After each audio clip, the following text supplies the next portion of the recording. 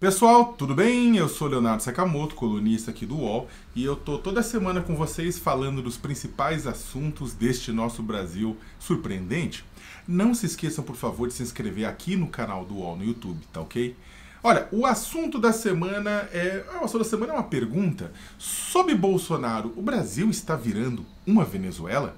Olha, tanto a tentativa de interferência na Polícia Federal em nome de seus interesses, que levou à demissão de Sérgio Moro do Ministério da Justiça e da Segurança Pública, quanto a forma com a qual vem lidando com a pandemia de coronavírus, priorizando a sobrevivência de seu mandato e não a saúde da população, mostram que Jair Bolsonaro reduziu drasticamente a preocupação com o verniz democrático que ainda conferia seu governo. O presidente da República está dobrando instituições e colocando vidas em risco. Ele tenta barrar investigações contra seus filhos políticos, mas também busca garantir as condições para sua reeleição em 2022, mesmo que isso signifique menosprezar a Constituição e a Covid-19. Com o presidente a 33% de avaliação de ótimo e bom, segundo o último Datafolha, o Brasil não oferece condições para um autogolpe, tampouco para um impeachment. Mas a democracia não é interrompida apenas com fraturas violentas e, por vezes, vai morrendo lentamente, às vezes de inanição. A pesquisa Datafolha mostra que Bolsonaro vai se distanciando da parte da classe média e alta que o elegeu, com base na promessa de que seria um combatente da corrupção. E com a ajuda da base de extrema-direita e de parte do empresariado, vai ampliando sua força entre as classes populares na linha dos populismos tropicais que já floresceram por aqui. Com o passar do tempo, o governo brasileiro vai dando mostras que o bolsonarismo é primo irmão do bolivarianismo madurense da Venezuela.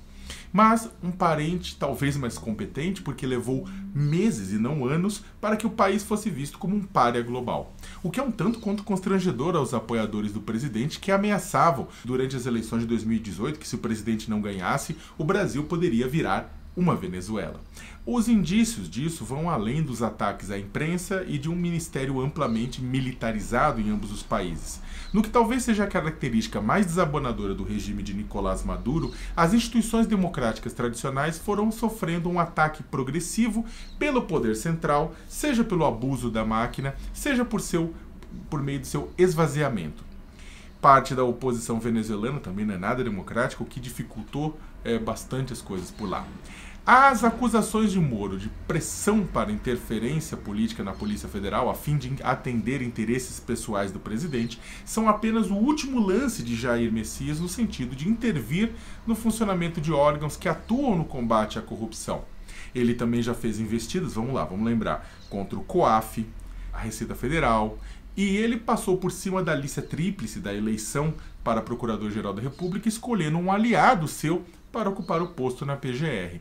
Dessa forma, age para proteger seus filhos Carlos e Eduardo, vereador e deputado federal, suspeitos de estarem por trás da fábrica de ataques contra adversários políticos, do gabinete do ódio, e seu filho Flávio, acusado de desvio de recursos públicos, a famosa rachadinha. Enquanto isso, o presidente apoia atos que defendem o emparedamento do Congresso Nacional e do Supremo Tribunal Federal e que pedem um novo AI-5, manifestações que contaram inclusive com a sua presença. O bolsonarismo, como o bolivarianismo de Maduro, trabalha com a mesma ideia de revolução popular, de governar com a massa, sem a intermediação de instituições, mas com um sinal ideológico trocado. Ao mesmo tempo, Maduro sempre dá um jeito de culpar alguém pelos seus próprios erros, apresentando conspirações. O Bolsonaro ele foi além. Após ser considerado pela imprensa estrangeira como o pior líder do mundo no enfrentamento à pandemia, devido ao seu negacionismo, ele passou a terceirizar a responsabilidade pelos impactos trazidos pela Covid-19.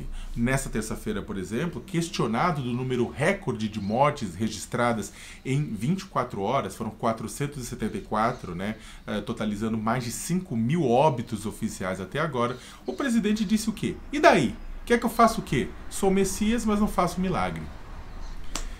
Apesar das quarentenas impostas por governadores e prefeitos serem as responsáveis por reduzir o ritmo de infecções, ele as chama de inúteis e culpa a medida pelo desalento de trabalhadores, apesar de seu governo ter sido incompetente e atrasado no repasse de recursos para ajudar informais, desempregados, trabalhadores em geral e pequenos e microempresários. Ele tenta a todo custo que os governos estaduais e municipais fiquem com o ônus dos mortos e desempregados, tirando suas costas qualquer responsabilidade. E na dúvida, fale com o ministro da Saúde, não comigo. Com tudo isso, fica a dúvida. O receio maior é dos brasileiros de que seu país está virando uma Venezuela ou dos venezuelanos de que seu país está virando um Brasil? Qual